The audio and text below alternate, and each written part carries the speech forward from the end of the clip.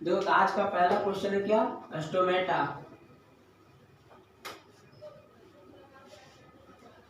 Stomata जैव प्रक्रम में ये क्वेश्चन है। स्टोमेटा, स्टोमेटा किसे कहते हैं? तो पत्ती में छोटा छोटा छिद्र होता है, पत्ती में छोटे छोटे छिद्र को स्टोमेटा कहते हैं। छोटे छोटे छिद्र को स्टोमेटा कहते हैं। इसे रंध्र भी कहा जाता है, हिंदी में रंध्र इसको बोलते हैं, स्टोमेटा को। पत्ती में छोटे छोटे छिद्र को रंध्र या स्टोमेटा कहते हैं। ये छिद्र जो होता है द्वार कोशिका की सहायता से घिरा होता है। द्वार कोशिका की सहायता से घिरा होता है। द्वार कोशिका की सहायता से घिरा होता है। और यह छिद्र जो होता है दिन में खुल जाता है। छिद्र जो है दिन में खुल जाता है, जबकि रात में बंद हो जाता है। रात में बंद हो जाता है। तो यह सब क्रिया होता है स्फीति दाब के कारण। स्फीति दाब तो हम लोग देख लेते हैं कि स्टोमेटा है क्या। तो पत्ता में छोटा छोटा छिद्र जो होता है उसे रंध्र या स्टोमेटा कहते हैं। और यह स्टोमेटा जो होता है द्वार कोशिका की सहायता से घिरा होता है। और यह द्वार कोशिका से घिरा कब होगा? रात में। और दिन में द्वार कोशिका इससे पर से आवरण अपना हटा लेती है। तो दिन में छोटी छोटी छिद्र जो होती है खुल जाती है, जबकि रात में छिद्र ढक जाती है। किससे? द्वार कोशिका की सहायता से। और यह सब क्रिया क्या क्यों होती है? स्फीति दाब के कारण। स्फीति दाब के कारण होती है। तो स्टोमेटा किसे कहते हैं? तो पत्तियों में छोटे छोटे छिद्र को स्टोमेटा कहते हैं। और यह द्वार कोशिका की सहायता से घिरा होता है। छिद्र जो होता है द्वार कोशिका की सहायता से घिरा होता है। और यह छिद्र दिन में खुल जाता है, जबकि रात में बंद हो जाता है। और यह सब क्रिया स्फीति दाब के कारण होती है। और पौधों में वाष्पोत्सर्जन की क्रिया सबसे अधिक छिद्र से ही होती है। छिद्र से वाष्पोत्सर्जन सबसे अधिक वाष्पोत्सर्जन की क्रिया छिद्र से ही होती है। पौधों के अन्य भागों से भी वाष्पोत्सर्जन की क्रिया होती है, लेकिन सबसे ज्यादा अधिक कहां से होती है? छिद्रों से। तो आपको ऑब्जेक्टिव दे सकता है कि सबसे ज्यादा वाष्पोत्सर्जन की क्रिया कहां से होगी, तो हम लोग बोलेंगे आंसर छिद्रों से। उसके बाद आती है एक वर्ड आ रहा वाष्पोत्सर्जन। वाष्पोत्सर्जन है क्या? तो ये देखते हैं हम लोग वाष्पोत्सर्जन है क्या।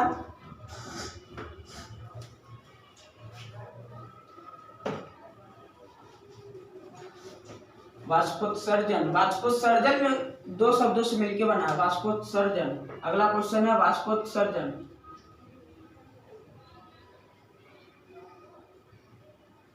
तो वाष्पोत्सर्जन में होता क्या है? वाष्प और उत्सर्जन यानी कि भाप का निकलना ही क्या कहलाएगा? वाष्पोत्सर्जन। तो वाष्पोत्सर्जन की क्रिया सबसे अधिक हम कहां से बताएं? छिद्रों से।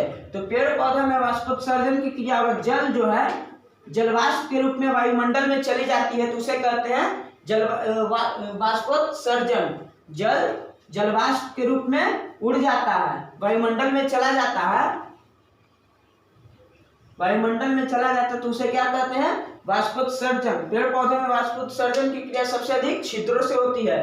पेड़ के अन्य भागों से भी वाष्पोत्सर्जन की क्रिया होती है, लेकिन छिद्रों से सबसे ज्यादा होती है।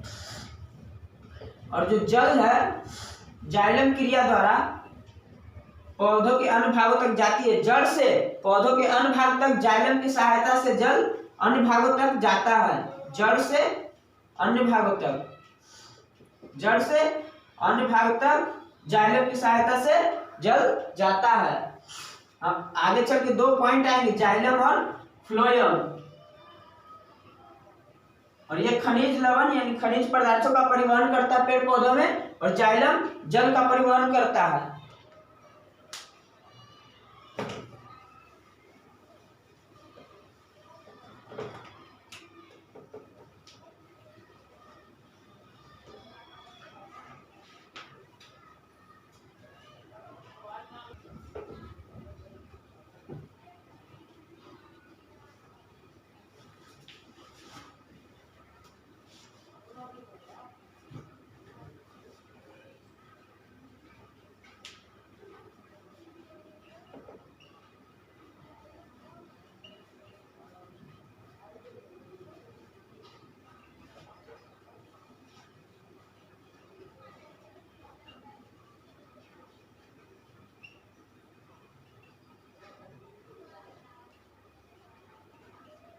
देखिए, तो नेक्स्ट क्वेश्चन है कि हमारे जैसे बहुकोशिकीय जीवों में विसरण की क्रिया से O2 की पूर्ति अपर्याप्त है, कैसे?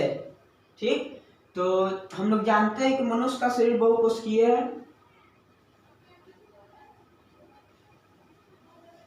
मनुष्य का शरीर कैसा है? बहुकोशिकीय। बहुकोशिकीय में होता क्या है कि विसरण की क्रिया से सभी कोशिका के पास ऑक्सीजन का पहुंचना संभव नहीं है। क्यों? क्योंकि विसरण की क्रिया धीरे धीरे होने वाली क्रिया है। विसरण की क्रिया धीरे धीरे होने वाली क्रिया है, और हम लोग के शरीर में सारी कोशिका को कम समय में ही ऑक्सीजन ग्रहण करना होता है। कम समय में ही ऑक्सीजन ग्रहण करना होता है। क्यों? क्योंकि हमारा शरीर बहुकोशिकीय और सभी कोशिका को ऑक्सीजन की आवश्यकता है, और सभी कोशिका को ऑक्सीजन की पूर्ति के लिए विसरण अपर्याप्त है। क्यों? क्योंकि यह धीरे धीरे होने वाली क्रिया है। तो हम लोग के लिए प्रसरण की क्रिया से ऑक्सीजन की पूर्ति किया जा सकता है। यह तेजी से होने वाली क्रिया है, तेजी से होने वाली क्रिया है। तो हम लोग कह सकते हैं कि हमारे जैसे बहुकोशिकीय जीवों में विसरण की क्रिया से O2 की पूर्ति नहीं किया जा सकता। तो क्यों नहीं किया जा सकता? क्योंकि हमारा शरीर बहुकोशिकीय है। बहुकोशिकीय जीव में होता क्या है कि सभी कोशिका को ऑक्सीजन की पूर्ति के लिए कम समय में ही सभी कोशिका को ऑक्सीजन चाहिए, लेकिन विसरण की क्रिया से ये पॉसिबल नहीं है, क्योंकि यह विसरण की क्रिया धीरे धीरे होने वाली क्रिया है, और प्रसरण की क्रिया से हम लोग को ऑक्सीजन की पूर्ति हो सकती है। प्रसरण की क्रिया से हम लोग को ऑक्सीजन की पूर्ति हो सकती है, लेकिन विसरण की क्रिया से नहीं। तो हम लोग इसका आंसर यही दे देंगे, लिखेंगे हमारे जैसे बहुकोशिकीय जीवों में विसरण की क्रिया से ऑक्सीजन की पूर्ति नहीं किया जा सकता, क्योंकि मनुष्य का शरीर बहुकोशिकीय है। ठीक, बहुकोशिकीय में सभी कोशिका को ऑक्सीजन की आवश्यकता होती है, और कम समय के अंतराल पे ही, और सब कोशिका को ऑक्सीजन की आवश्यकता होगी। तो विसरण की क्रिया धीरे धीरे होने वाली क्रिया है, जो कि ऑक्सीजन की पूर्ति में अपर्याप्त है। ठीक है, तो आपका अगला क्वेश्चन आता है, सजीव का निर्धारण आप कैसे करेंगे? कोई वस्तु सजीव है, इसका निर्धारण आप कैसे करेंगे? तो कोई वस्तु सजीव है, इसका निर्धारण हम कैसे करेंगे? कैसे समझेंगे कि वह प्रचलन कर रहा है, प्रचलन यानी गति कर रहा है, प्रजनन करता हो यानी कि जो बच्चों को जन्म दे सकता हो, उत्सर्जन पोषण करता हो, उत्सर्जन करता हो। प्रचलन को परिवहन भी लिख सकते थे हम लोग, प्रचलन को परिवहन भी लिख सकते थे। पोषण करता हो, उत्सर्जन करता हो, तो ये सारे जो वृद्धि करता हो, ठीक, ये सभी सजीव का पहचान है। तो नेक्स्ट हम लोग का क्वेश्चन आता है कि सजीव का निर्धारण किस आधार पर किया जा सकता है? सजीव का सारे क्वेश्चन एनसीईआरटी बेस्ड क्वेश्चन है।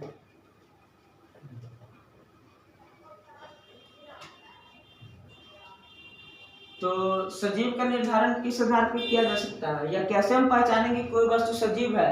तो लिखेंगे क्वेश्चन कि कोई वस्तु सजीव है,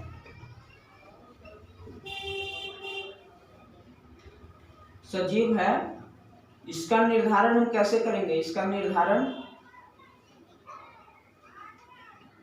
हम कैसे करेंगे? तो हमसे क्वेश्चन है कि कोई वस्तु सजीव है, इसका निर्धारण हम कैसे करेंगे? तो क्या कहेंगे कि हम अपना पहचान बताएं कैसे कि हम सजीव हैं? तो क्या जो पोषण करता हो क्या? जो भोजन को ग्रहण करता हो, यानी अंतर्ग्रहण करता हो, भोजन का अंतर्ग्रहण करता हो। जो वृद्धि करता हो, जैसे पेड़ पौधा ऊपर की ओर वृद्धि करता है, मनुष्य का भी शरीर बढ़ता है, तो वो वृद्धि हुआ। प्रजनन जो बच्चे को जन्म देता हो, प्रचलन जो गति करता हो, और उत्सर्जन जो शरीर से अपशिष्ट पदार्थों को भोजन के पचने के बाद बाहर निकलता है। अपशिष्ट पदार्थ का बाहर निकलना ही उत्सर्जन कहलाता है। उत्सर्जन एक चैप्टर आएगा, प्रजनन भी एक चैप्टर आएगा, पोषण भी एक चैप्टर आएगा। एक चीज और जो श्वसन की क्रिया करता हो। श्वसन भी दो तरह के होते हैं, वायवीय और अवायवीय। वायवीय और अवायवीय तो ये तो नेक्स्ट चैप्टर में आएगा वायवीय और वायवीय क्या है। तो कोई वस्तु सजीव है इसका निर्धारण हम कैसे करेंगे, तो इसके पहचान यहाँ पे होगा, जिसको नोट डाउन करना हम कर लेंगे नोट। इसके बाद हम नेक्स्ट क्वेश्चन पे चलेंगे, कम से कम आज 10 क्वेश्चन करेंगे।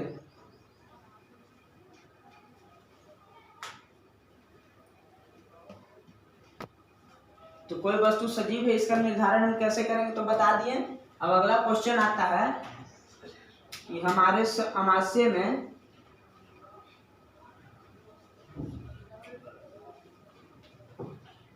अम्ल, हमारे अमाशय में कौन सा अम्ल होगा, HCl अम्ल।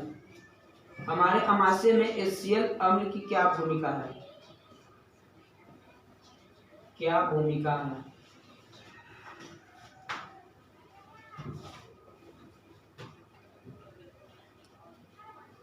हमारे अमाशय में HCl अम्ल की क्या भूमिका है।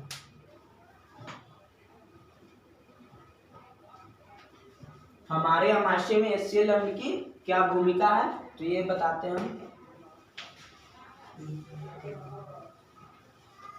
ये क्वेश्चन हम मिटा रहे हैं।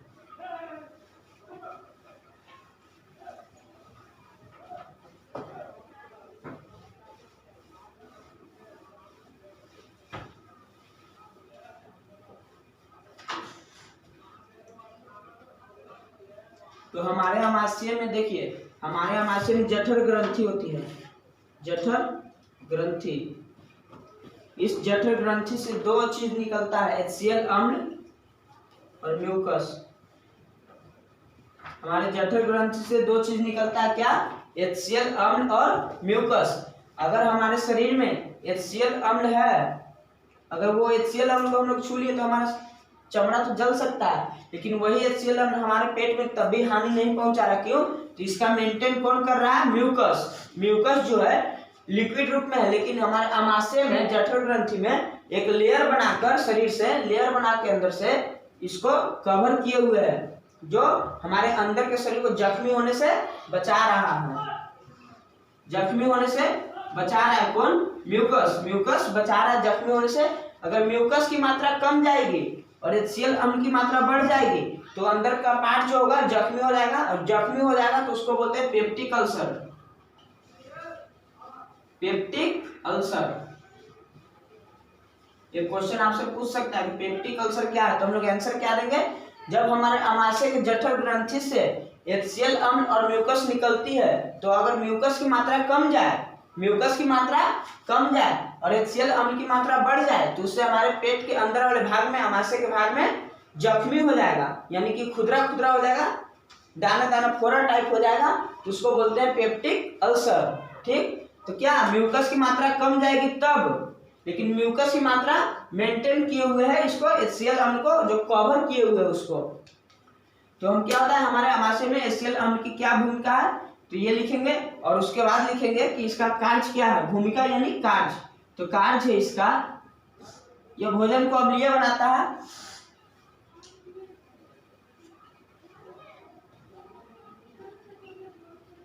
HCl अम्ल भोजन को अम्लीय बनाएगा, ना कि क्षारीय। HCl अम्ल है तो अम्लीय ही बनाएगा। और इसका अलग एक और कार्य है कि भोज्य पदार्थ में अगर कोई रोगाणु जीव है, रोगाणु जीव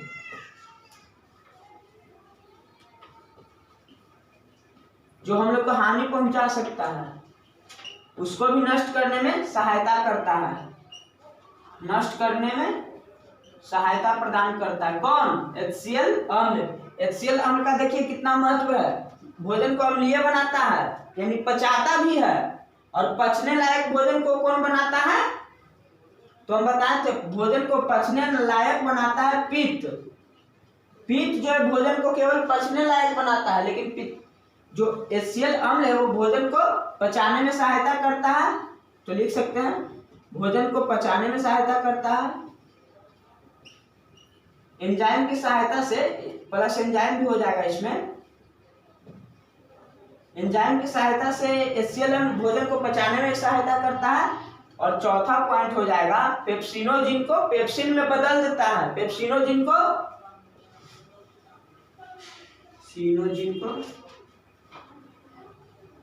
पेप्सिनोजिन को पेप्सिन में बदल देता है। कौन बदल देता है? HCl अम्ल पेप्सिनोजिन को पेप्सिन में बदल देता है। और एक चीज और देख लीजिए, स्टार्च एमाइलेज की उपस्थिति में AMILEASE एमाइलेज की उपस्थिति में मल्टोज में बदल देता है। स्टार्च एमाइलेज की उपस्थिति में मल्टोज में बदल देता है। और ये एमाइलेज होता है कहाँ? लार ग्रंथि में। एमाइलेज लार ग्रंथि में होता है। लार ग्रंथि से एमाइलेज निकलता है जो स्टार्च को मल्टोज में बदल देता है। और यह मल्टोज की ही उपस्थिति में यह मल्टोज की उपस्थिति में 2 भाग ग्लूकोज प्लस ग्लूकोज में टूट जाता है, जिससे हम लोग को एनर्जी मिलती है। अब समझ में आया हम लोग को एनर्जी कहाँ से मिलती है? तो लार ग्रंथि से निकलने वाले एमाइलेज, लार ग्रंथि यानी लार में एक और पाया जाता है टाइलिन।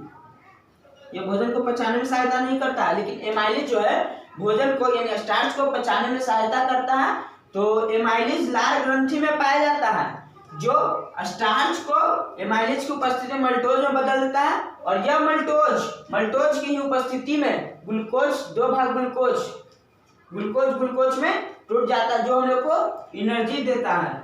ठीक, उसके बाद आता है पित्त क्या है? पित्त के कार्य को बताएं। तब तक इसको जिनको लिखना है वो लिखिए। नेक्स्ट क्वेश्चन मेरा आएगा, पित्त क्या है? पित्त के कार्य को बताएं। पित्त क्या है, इसके कार्य को बताएं।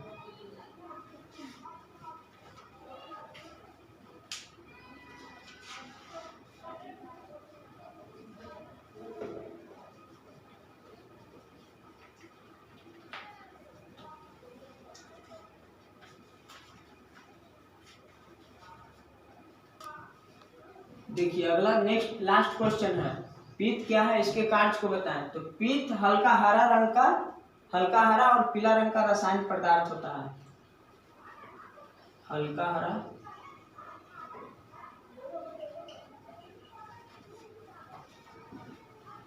रासायनिक पदार्थ होता है। पित्त रासायनिक पदार्थ कैसा है? हल्का हरा और पीला रंग का होता है।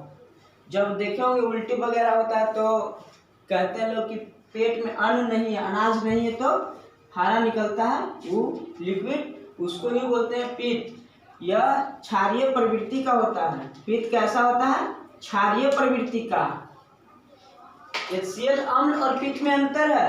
HCl अम्ल भोजन को पचाता है और जो पित्त जो है भोजन को पचने लायक बनाता है। तो यह कैसा होता है? हल्का हरा और पीला रंग का होता है रासायनिक पदार्थ, और यह क्षारीय प्रवृत्ति का होता है। अच्छा, तो पित्त होता कहाँ है, निकलता कहाँ से, जाता कहाँ? तो पित्त यकृत से निकलता है। पित्त यकृत से निकलता है और पित्ताशय में जाकर संग्रहित होता है। पित्ताशय में जाकर संग्रहित होता है। पित्त यकृत से निकलता है और पित्ताशय में जाकर संग्रहित हो जाता है। ठीक है, और यह भोजन को पचाता नहीं है, बल्कि पचाता नहीं है भोजन को, बल्कि पचने के लायक बनाता है। पचने लायक बनाता है, जिसको क्या कहते हैं? पाइसीकृत। देखिए, तो पित्त क्या है, इसके कार्य को लिखें। 2 नंबर का क्वेश्चन है। तो यह होता है हल्का हरा और पीला रंग का रासायनिक पदार्थ है, जो क्षारीय प्रवृत्ति का होता है। और यह पित्त यकृत से निकलता है और पित्ताशय में जाकर संग्रहित हो जाता है। तो ये निकलता क्यों है? जब संग्रहित होना ही होता है तो यह भोजन को पचने के लायक बनाने के लिए इसका स्राव होता है। भोजन को पचने लायक बनाने के लिए इसका स्राव होता है, और यह क्रिया कहलाती है पाइसीकृत। पाइसीकृत की क्रिया में भोजन को पचने लायक बनाया जाता है। ठीक, और पेप्सिनोजिन को पेप्सिन में बदल देता है कौन? HCl अम्ल। ठीक है, तो आज के लिए इतना ही है, और 3 पॉइंट देख लीजिए।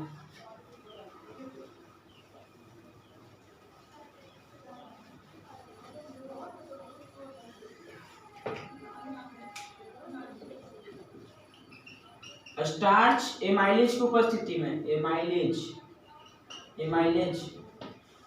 की उपस्थिति में किस चीज में बदल जाता था? मल्टोज।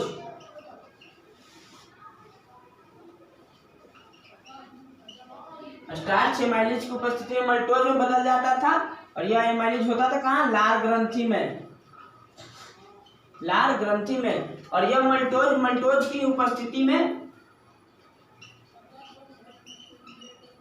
मल्टोज की उपस्थिति में 2 भाग ग्लूकोज प्लस ग्लूकोज में टूट जाता था, ठीक। और यही हमें ऊर्जा के रूप में मिलता था।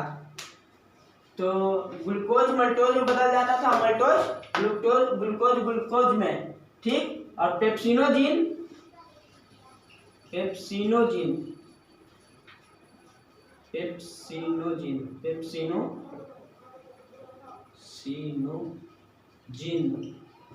HCl अम्ल की उपस्थिति में पेप्सिन में बदल जाता था, HCl अम्ल की उपस्थिति में पेप्सिन में बदल जाता था। फैट इमाइलेज फैट किसकी उपस्थिति में? लाइपेज, हाँ लाइपेज की उपस्थिति में, फैट लाइपेज की उपस्थिति में फैटी एसिड और ग्लिसरॉल में बदल जाता था,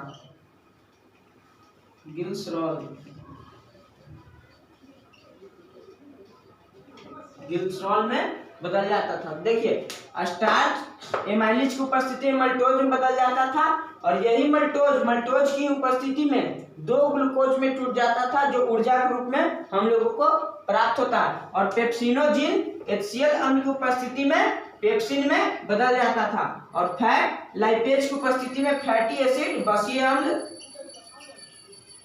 बसीय अम्ल और ग्लिसरॉल में टूट जाता था। ये वसा है, यानी वसा का पाचन कैसे होता है? तो हमारे वसा में लाइपेज की उपस्थिति में फैटी एसिड और ग्लिसरॉल में बदल जाता है।